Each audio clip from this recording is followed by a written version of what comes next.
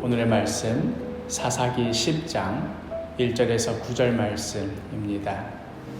아비멜렉의 뒤를 이어서 이사갈 사람 도도의 손자 부하의 아들 돌라가 일어나서 이스라엘을 구원하니라. 그가 에브라임 산지 3일에 거주하면서 이스라엘의 사사가 된 지 23년 만에 죽음에 3일에 장사되었더라. 그 후에 길르앗 사람 야일이 일어나서 22년 동안 이스라엘의 사사가 되니라.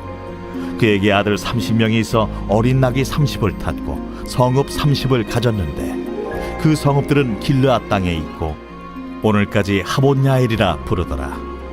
야일이 죽음에 가문에 장사되었더라. 이스라엘 자손이 다시 여호와의 목전에 악을 행하여 바알들과 아스다롯과 아람의 신들과 시돈의 신들과 모압의 신들과 암몬의 자손의 신들과 블레셋 사람들의 신들을 섬기고 여호와를 버리고 그를 섬기지 아니하므로 여호와께서 이스라엘에게 진노하사 블레셋 사람들의 손과 암몬 자손의 손에 그들을 파심해 그 해에 그들이 요단강 저쪽 길르앗에 있는 아모리 족속의 땅에 있는 모든 이스라엘 자손을 쳤으며 18해 동안 억압하였더라. 암몬 자손이 또 요단을 건너서 유다와 베냐민과 에브라임 족속과 싸움으로 이스라엘의 곤고가 심하였더라. 오늘은 큐티 다이어리에 있는 질문들을 따라가면서 진행하도록 하겠습니다. 첫 번째 질문, 이후에 이어지는 사사들은 각각 누구입니까?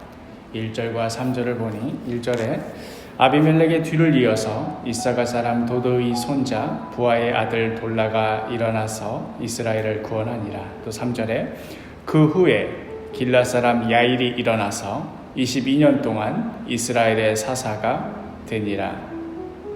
므낫세 지파 출신 기드온이 미디안으로부터 이스라엘을 지켜낸 후 그 아들 때에서는 피비린내 나는 권력 투쟁이 있었습니다. 최후의 승자처럼 보였던 아비멜렉도 하나님의 때에 한 방에 나가 떨어지고 말았습니다. 그리고는 이윽고 권력에 공백이 생기는 듯 했습니다. 그러나 이스라엘은 어떤 사람이 가지고 있는 권력으로 그러한 권력자가 이끌어 나가는 그러한 나라가 아니었습니다. 왕 대신은 하나님께서 다스리시며 그의 부르심을 받은 사사를 통하여서 이스라엘은 계속해서 이어져 나갔습니다. 그 다음 부르심을 받은 사사는 므낫세 지역보다도 더 북쪽에 자리 잡고 있는 이사갈 지파의 돌라였습니다. 돌라가 죽은 후 그 다음 부르심을 받은 사사는 다시 므낫세 진영의 길르앗 사람 야일이었습니다. 므낫세 진영은 요단강 서쪽에도 있고 동쪽에도 있었는데요. 야일의 경우에 요단강 건너에 있는 동쪽 진영의 사람이었습니다. 지금까지의 사사들은 모두 요단강 서쪽, 우리가 흔히 젖과 꿀이 흐르는 땅의 영역 내에서 부르심을 받은 것이라고 한다면 야일은 요단강 건너편에, 그러니까 요단강의 동쪽에 있는 그 역사적인 기원을 따지자면 여호수아가 가나안을 점령하기 이전, 아직 모세가 살아있던 시절에 르우벤과 갓 그리고 므낫세 반 지파에게 허락하였던 바로 그 지역, 그 영토에서 처음으로 사사가 등장한 것이지요. 두 번째 질문, 사사들이 죽은 후에 이스라엘은 또 무슨 일을 저지릅니까? 6절 말씀, 이스라엘 자손이 다시 여호와의 목전에 악을 행하여 바알들과 아스다롯과 아람의 신들과 시돈의 신들과 모압의 신들과 암몬 자손의 신들과 블레셋 사람들의 신들을 섬기고 여호와를 버리고 그를 섬기지 아니하므로. 그러나 사사들이 죽고 나자 이스라엘이 또 여호와의 목전에 악을 행하고 맙니다.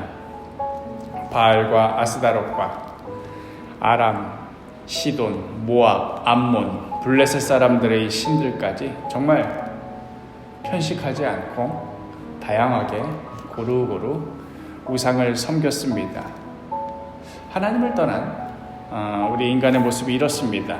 일부러 이것저것 종류별로 골고루 우상 숭배를 해봐야겠다 하고 그렇게 작정을 하고 일부러 이러는 것이 아니라 진리이신 하나님 한 분을 붙들지 않으면 자기 마음에 가는 대로, 기분이 가는 대로, 혹은 상황이 흘러가는 대로 이것저것 다 건드려 가보며 이리저리 방황할 수밖에 없는 존재가 바로 우리 인간입니다. 세 번째 질문, 이에 하나님께서 어떻게 행하십니까? 7절과 8절, 여호와께서 이스라엘에게 진노하사 블레셋 사람들의 손과 암몬 자손의 손에 그들을 파심해 그 해에 그들이 요단강 저쪽 길라앗에 있는 아모리 족속의 땅에 있는 모든 이스라엘 자손을 쳤으며 18해 동안 억압하였더라. 그렇게 블레셋 사람들의 신들, 암몬 사람의 신들 좋다고 섬겨대더니만 그 결과가 어떻습니까? 그들로부터 18년 동안이나 억압을 당하는 그러한 삶을 살게 됩니다. 그것은 거의 인생의 법칙처럼 늘 정확하게 반복되는 패턴입니다. 하나님을 떠나서 다른 무엇이 좋다고 쫓아가면 결국 다른 것이 아니라 자기가 좋다고 쫓아갔던 바로 그것 때문에 인생이 피폐해지게 됩니다. 그냥 좋아하는 것 계속 하면서 얼마든지 인생 즐겁게 살 수도 있었는데 일부러 하나님께서 회방을 놓으셔가지고 그래서 일이 재미없게 되었다는 뜻이 아니라 하나님께서 개입하지 않으시고 가만히 내버려 두면 둘수록 하나님이 아닌 바로 그것 때문에 인생이 나락으로 떨어져 간다는 그런 의미입니다. 마지막 질문, 다양한 신들을 섬기며 다양한 시도를 해보지만 그 삶은 점점 피폐해져가는 이스라엘을 보며 무엇을 느낍니까? 이스라엘은 다양한 문화와 문명이 오고 가는 길목에 위치해 있었습니다. 오늘날 시즌마다 백화점에서 여러 신상품이 쏟아지듯 다양한 문화와 우상들이 계속해서 유행처럼 나타났다 사라져 갔습니다.